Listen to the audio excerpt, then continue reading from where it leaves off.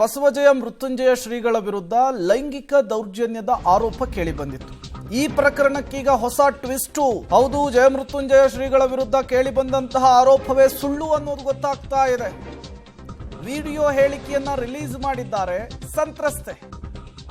ನನ್ನ ಮೇಲೆ ಯಾವುದೇ ಲೈಂಗಿಕ ದೌರ್ಜನ್ಯವಾಗಿಲ್ಲ ಅಂತ ಹೇಳಿ ವಿಡಿಯೋದಲ್ಲಿ ಹೇಳಿದ್ದಾರೆ. ಸ್ವಾಮೀಜಿ ವಿರುದ್ಧ ನಾನು ದೂರನ್ನೇ ಕೊಟ್ಟಿಲ್ಲ. ಸ್ವಾಮೀಜಿ ಮತ್ತು ನನ್ನ ಮೇಲಿರುವ ಆರೋಪಗಳೆಲ್ಲವೂ ಕೂಡ ಸುಳ್ಳು ಅಂತ ಹೇಳ್ತಿದ್ದಾರೆ. ನಾನು ಈ ಬಗ್ಗೆ ಗೃಹ ಸಚಿವರಿಗೆ ಕೈಬರಹವನ್ನು ಕೂಡ ಕೊಟ್ಟಿದ್ದೇನೆ. ನನ್ನ ಹೆಸರಿನಲ್ಲಿ ಯಾರು ಅಪಪ್ರಚಾರವನ್ನು ಮಾಡ್ತಾ ಇದ್ದಾರೆ. ನಾನು ದೂರು ನೀಡಿಲ್ಲ ಸ್ವಾಮೀಜಿಗಳ ವಿರುದ್ಧ ಅಂತೇಳಿ ಸಂತ್ರಸ್ತೆ ವಿಡಿಯೋ ಹೇಳಿಕೆಯನ್ನ ರಿಲೀಸ್ ಮಾಡಿರುವಂಥದ್ದು.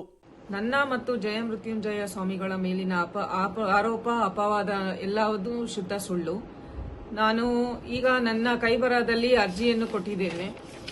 ಯಾರ್ಯಾರು ಕೊಟ್ಟಿದ್ದೀನಿ ಅಂದ್ರೆ ಗೃಹ ಸಚಿವರ ಕಾರ್ಯಾಲಯ, ಮುಖ್ಯಮಂತ್ರಿಗಳ ಕಚೇರಿ, ಮಹಿಳಾ ಆಯೋಗ, ಕರ್ನಾಟಕ ಎಲ್ಲಾ ಮಾಧ್ಯಮಗಳಿಗೆ, ಬಿಜಾಪುರ ಪೊಲೀಸ್ ಠಾಣೆ, ಬನಶಂಕರಿ ಪೊಲೀಸ್ ಠಾಣೆಗೆ ಇಮೇಲ್ ಮಾಡಿದ್ದೀನಿ. ನಾನು ಟ್ರೀಟ್ಮೆಂಟ್ ಅಲ್ಲಿದ್ದೀನಿ. 4 ರಿಂದ 5 ದಿನ ನಾನು ಬಂದು ಎಲ್ಲಾ ಸತ್ಯತೆಗಳನ್ನು ನಾನೇ ಹೇಳ್ತೇನೆ. ನನ್ನ ಮತ್ತು ಜಯಮೃತ್ಯುಂಜಯ ಸ್ವಾಮಿಗಳ ಮೇಲಿನ ಆರೋಪ ಅಪವಾದ ಎಲ್ಲವೂ ಶುದ್ಧ ಸುಳ್ಳು. ನಾನು ಈಗ ನನ್ನ ಕೈಬರಹದಲ್ಲಿ ಅರ್ಜಿಯನ್ನು ಕೊಟ್ಟಿದ್ದೇನೆ. ಯಾರ್ಯಾರು ಕೊಟ್ಟಿದ್ದೀನಿ ಅಂದ್ರೆ ಗೃಹ ಸಚಿವರ ಕಾರ್ಯಾಲಯ, ಮುಖ್ಯಮಂತ್ರಿಗಳ ಕಚೇರಿ, ಮಹಿಳಾ ಆಯೋಗ, ಕರ್ನಾಟಕ ಎಲ್ಲಾ ಮಾಧ್ಯಮಗಳಿಗೆ, ಬಿಜಾಪುರ ಪೊಲೀಸ್ ಠಾಣೆ, ಬನಶಂಕರಿ ಪೊಲೀಸ್ ಠಾಣೆಗೆ ಇಮೇಲ್ ಮಾಡಿದ್ದೀನಿ. ನಾನು ಟ್ರೀಟ್ಮೆಂಟ್ ಅಲ್ಲಿದ್ದೀನಿ. 4 ರಿಂದ 5 ದಿನ ನಾನು ಬಂದು ಎಲ್ಲಾ ಸತ್ಯತೆಗಳನ್ನು ನಾನೇ ಹೇಳ್ತೇನೆ. ಡೀಟೇಲ್ಸ್ ಕೊಡೋದಕ್ಕೆ ಉಮೇಶ್ ನೇರ ಸಂಪರ್ಕದಲ್ಲಿ ಜಾಯಿನ್ ಆಗಿದ್ದಾರೆ. ಉಮೇಶ್, ನನ್ನ ಮೇಲೆ ಲೈಂಗಿಕ ದೌರ್ಜನ್ಯ ಆಗಿದೆ, ನನ್ನ ಖಾಸಗಿ ವಿಡಿಯೋವನ್ನ ಇಟ್ಕೊಂಡು ಶ್ರೀಗಳು ಬ್ಲಾಕ್ ಮೇಲ್ ಮಾಡ್ತಾ ಇದ್ದಾರೆ ಅಂತ ಹೇಳಿ ಆರೋಪಿಸ್ತಾ ಇದ್ದಂತಹ ಮಹಿಳೆಯೇ, ನಾನು ಮಾಡಿರುವಂತಹದ್ದೆಲ್ಲವೂ, ನನ್ನ ಮೇಲೆ ಬಂದಿರುವಂತಹ ಆರೋಪಗಳೆಲ್ಲವೂ ಕೂಡ ಸುಳ್ಳು, ಸ್ವಾಮೀಜಿಗಳು ಆತರ ಅಲ್ಲ ಅನ್ನುವಂತ ಹೇಳಿಕೆಯನ್ನು ಕೊಡ್ತಾ ಇದ್ದಾರೆ. ಏನಿದು ಹೊಸ ಟ್ವಿಸ್ಟ್ ಈ ಪ್ರಕರಣಕ್ಕೆ ಅಂತ?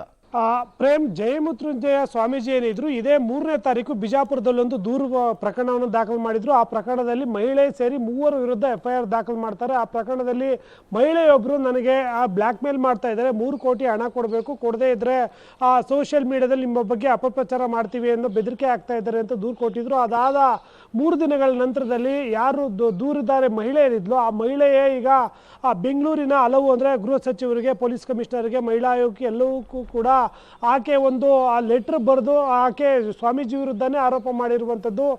ನನಗೆ ಬೆತ್ತಲೆ ವಿಡಿಯೋ ಕಾಲ್ ಮಾಡುವಂತೆ ಕರೆ ಮಾಡ್ತಾರೆ, ಅದಕ್ಕೆ ಮಾಡಲಿಲ್ಲ ಅಂದರೆ ಇದನ್ನು ಸೋಷಿಯಲ್ ಮೀಡಿಯಾದಲ್ಲಿ ಹಾಕ್ತೀನಿ ಅಂತೇಳಿ ಬೆದರಿಸ್ತಾ ಇದ್ದಾರೆ ಅಂತ ಮಹಿಳೆ ಕೂಡ ಒಂದು ಪತ್ರ ಬರೆದು ವೈರಲ್ ಆಗಿತ್ತು. ಆ ಪತ್ರ ವೈರಲ್ ಆದ 1 ವಾರಗಳ ನಂತರದಲ್ಲಿ ಇವತ್ತು ಅಂದರೆ ಆ ಮಹಿಳೆ ಯಾರು ಸಂತ್ರಸ್ತ ಮಹಿಳೆ ಇದ್ಲು, ಆ ಮಹಿಳೆ ಇವಾಗ 30 ಸೆಕೆಂಡ್ನ ವಿಡಿಯೋನ ಹರಿಬಿಟ್ಟಿರುವಂಥದ್ದು. ಆ ವಿಡಿಯೋದಲ್ಲಿ ನಮ್ಮಿಬ್ಬರ ನಡುವೆ ಯಾವುದೇ ರೀತಿಯ ಹಣದ ವ್ಯವಹಾರ ಅಥವಾ ಬ್ಲ್ಯಾಕ್ ಮೇಲ್ ಆರೋಪಗಳು ಯಾವುದೂ ಕೂಡ ನಡೆದಿಲ್ಲ.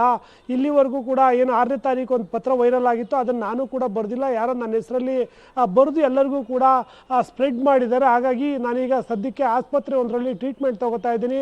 3-4 ದಿನಗಳಲ್ಲಿ ಈ ಪ್ರಕರಣಕ್ಕೆ ಸಂಬಂಧಪಟ್ಟ ಹಾಗೆ ಹೊರಗಡೆ ಬಂದು ಸಂಪೂರ್ಣವಾಗಿ ಮಾಹಿತಿ ನೀಡ್ತೀನಿ ಅನ್ನೋ ಮಾತನ್ನು ಹೇಳಿರುವಂಥದ್ದು. ಅದ್ರ ಜೊತೆಗೆ ಮೃತ್ಯುಂಜಯ ಸ್ವಾಮೀಜಿ ಏನಿದ್ದಾರೆ ಅವರು ಗುರುಗಳಿಗೆ ಸಮಾನ, ನಾನು ಅವರ ಭಕ್ತಿ ಆಗಿರುವಂಥದ್ದು. ಅದು ಹೊರತುಪಡಿಸಿ ಬೇರೆ ಯಾವುದೇ ರೀತಿಯ ನಮ್ಮ ನಡುವೆ ಸಂಬಂಧ ಇಲ್ಲ ಅನ್ನೋ ಮಾತನ್ನ ಹೇಳಿರುವಂಥದ್ದು. ಅದ್ರ ಜೊತೆಗೆ ಏನು ದೂರು ಕೊಟ್ಟಿದ್ರು, ಆ ದೂರು ಯಾರು ಕೊಟ್ಟಿದ್ರೋ ಗೊತ್ತಿಲ್ಲ ಅನ್ನೋದನ್ನ ಸ್ವಂತ ಕೈಬರಹದಲ್ಲಿ ಯಾರ್ಯಾರಿಗೆಲ್ಲ ಪತ್ರ ಹೋಗಿತ್ತು ಅವರಿಗೆ ಮತ್ತೆ ಈಕೆ ಇವತ್ತು ಆ ಪತ್ರವನ್ನ ಕಳಿಸಿರುವಂಥದ್ದು. ಹಾಗಾಗಿ 1 ವಾರಗಳ ನಂತರದಲ್ಲಿ ಈಗ ಯಾಕೆ ಈ ಮಹಿಳೆ ಈ ಹೊರಗಡೆ ಬಂದು ಪತ್ರ ಬರೆದಿದ್ದಾಳೆ ಅನ್ನೋದು ಸದ್ಯ ಗೊತ್ತಾಗಬೇಕಾಗಿದೆ. ಥ್ಯಾಂಕ್ ಯು ಉಮೇಶ್, ತಮ್ಮೆಲ್ಲ ಮಾಹಿತಿಗಾಗಿ. ದೂರು ಪ್ರತಿ ದೂರು ದಾಖಲಾಗಿದೆ.